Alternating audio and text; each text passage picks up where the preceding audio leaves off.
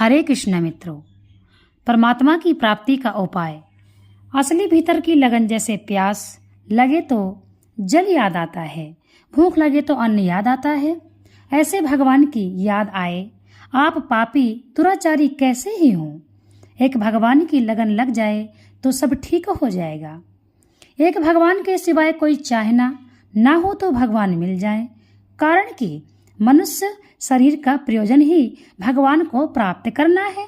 सब काम करते हुए भी भीतर लगन भगवान की ही रहे। हाथ काम सुख राम है, हृदय साची प्रीत, दरिया गृहस्थी साध की यही उत्तम रीत। असत को मैं और मेरा मान लिया है, मूल में यहाँ से भूल हुई है, यहाँ मूल भूल है। इस भूल को मिटाकर अपने निर्विकार स्वरूप में स्थित हो जाओ। जब तक मूल भूल ना मिटे तब तक चैन नहीं आना चाहिए। छोटा बालक हर समय अपनी माँ की गोदी में रहना चाहता है, गोदी से नीचे उतरते ही वह रोने लग जाता है। आप भी हर समय भगवान की गोदी में रहो। असत में जाते ही रोने लग जाओ कि अरे कहाँ आ पड़े, हम तो गोदी में ही रहेंगे।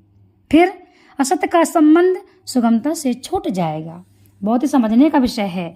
यह श्रीमद् भागवत गीता से संबंधित है।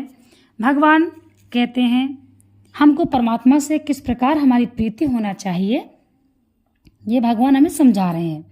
मैं शरीर से अलग हूँ, ऐसा अनुभव ना हो तो भी इसको जबरदस्ती मान लियो। जैसे बीमारी से छूटने के लिए आप कड़वी से कड़वी दवा, चिरायते आदि का काढ़ा भी आंखें मीच कर पी लेते हो, कितना कड़वा होता है। ऐसे ही स्वस्थ होने के लिए आप मैं अलग हूँ ऐसा मान लो। फिर भी ठीक अलग ना दिखे तो व्याकुल हो जाओ कि अलग अनुभव जल्दी कैसे हो। व्याकुलता जोरदार हो जाएगी तो चट अनुभव हो जाएगा, परंतु भोगों में रस लेते रहोगे, सुख लेते रहोगे तो चाहे कितना भी पढ़ जाओ, पंडित बन जाओ, चारों वेद पढ़ जाओ, पर शरीर से अलगाव का अनुभव नहीं होगा। जिस दिन साधक के भीतर यह उत्कट अभिलाषा जागृत हो जाती है कि परमात्मा अभी ही प्राप्त होने चाहिए, अभी अभी अभी, उसी दिन उसे परमात्मा की प्राप्ति हो सकती है। साधक की योग्यता, अभ्यास आदि के बल पर परमात्मा की प्राप्ति हो जाए, यह सर्वथा संभव है। परमात्मा की प्राप्ति केवल उत्कट अभिलाषा से ही हो सकती है। आप सगुण या निर्गुण, साकार या निराकार किसी भी तत्व को मानते हो, उसके बिना आपसे रहा नहीं जाए, उसके बिना चैन ना पड़े। भक्ति मती मीराबाई ने कहा है, हेले मीराबाई भगवान के विग्रह में ही समा गई थी। भगवान अपने भक्त को, भगवान का ये स्वभाव है कि भगवान अपने भक्त को नहीं छोड़ते। हे सखी, मुझसे हरि के बिना नहीं रहा जाता।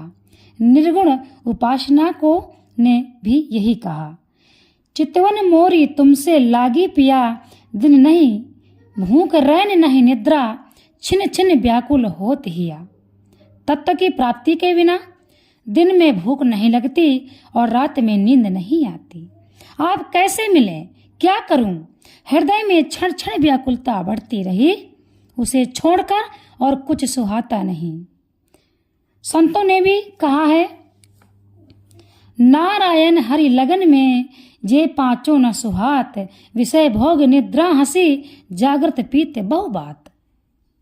ये विषय भोग आदि पांचों चीजें जिस दिन सुहाएंगी नहीं, अपितु तो कड़वी अर्थात बुरी लगेंगी, भगवान का वियोग सहा नहीं जाएगा, उसी दिन प्रभु मिल जाएंगे। अगर घर में कोई आदमी भूखा हो तो आप उसको दाल, भात, हलवा, पूरी आदि कुछ भी बनाकर दे सकते हैं, पर भूख नहीं दे सकते। भूख तो उसकी खुद की चाहिए, किसी तरह उत्कट अभिलाषा खुद की चाहिए। समझने का विषय है। इसी तरह उत्कट अभिलाषा खुद की चाहिए।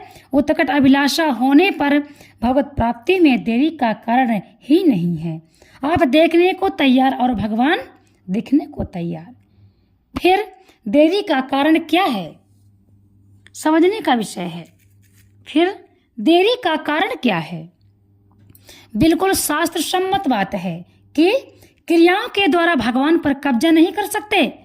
कितने ही योग्यता प्राप्त कर ले, उन पर अधिकार नहीं जमा सकते, कारण कि इनके द्वारा अधिकार उसी पर होता है जो इनसे कमजोर होता है। 100 रुपयों के द्वारा हम उसी चीज पर कब्जा कर सकते हैं जो 100 रुपयों से कम कीमत की है। कोई चीज 100 रुपयों की है तो हम 125 रुपए देकर उस चीज पर कब्जा कर सकते हैं। ऐसे ही भगवान की किसी योग्यता से खरीदेंगे तो उस योग्यता से कमजोर भगवान ही मिलेंगे।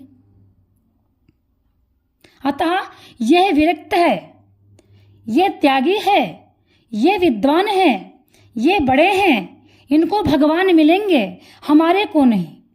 यह धारणा बिल्कुल गलत है। अगर आप भगवान के लिए व्याकुल हो जाओ, उनके बिना ना रह सको, तो बड़े बड़े पंडित और बड़े बड़े विरक्त तो रोते रहेंगे। पहले आपको भगवान मिलेंगे, आप भगवान के बिना नहीं रह सकोगे तो भगवान ही आपके बिना नहीं रह सकेंगे। इस प्रकार से भगवान को हम कैसे प्राप्त कर सकते हैं? परमात्मा की प्राप्ति सुगम है। एक बात पर आप विशेष ध्यान दें, हमारे अंतःकरण की शुद्धि होगी तब तत्व को जानेंगे। यह है कि भविष्य की आशा तत्वभूत भविष्य और वर्तमान तीनों में और तीनों से अतीत है। ऐसा कोई देश, काल, वस्तु, व्यक्ति, अवस्था, परिस्थिति आदि नहीं जिसमें तत्व ना हो। उस तत्व में देश, काल, वस्तु आदि कुछ नहीं है। सब ऐसी बात है तो बताओ कि किस देश, काल, वस्तु, परिस्थिति आदि में हम उसे नहीं जान सकते अथवा ना प्राप्त कर सके। न हमारे में कारण है न उसमें कारण है, और उसे जानने में देरी क्या? कर्ण के द्वारा उसे जानना चाहो तो कर्ण की शुद्धि करनी पड़ेगी, और कर्ण के द्वारा उस तत्व को जान सको तो ऐसा आज तक कोई हुआ नहीं। तत्व को जानने की जो वेदांत की प्रक्रिया है, उसमें पहले विवेक, वैराग्य, समाधि, खट संपत्ति और मुच्छ ये साधन चतुष्ट संपन्न होता है। फिर श्रवण, मनन और निधि सा ध्यान से 3 साधन करने पड़ते हैं। इसके बाद क्या है?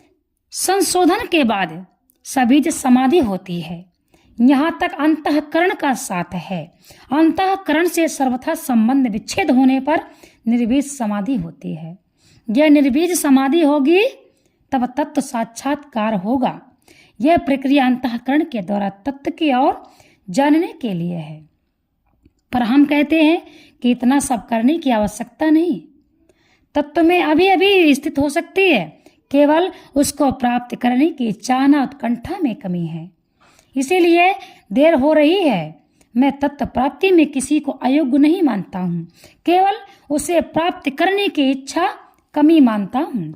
इच्छा में कमी ना हो तो तत्व को जान लेगा, पक्की बात है। तत्व तो सदा ज्यों का त्यों है, उसे तत्काल जान सकते हैं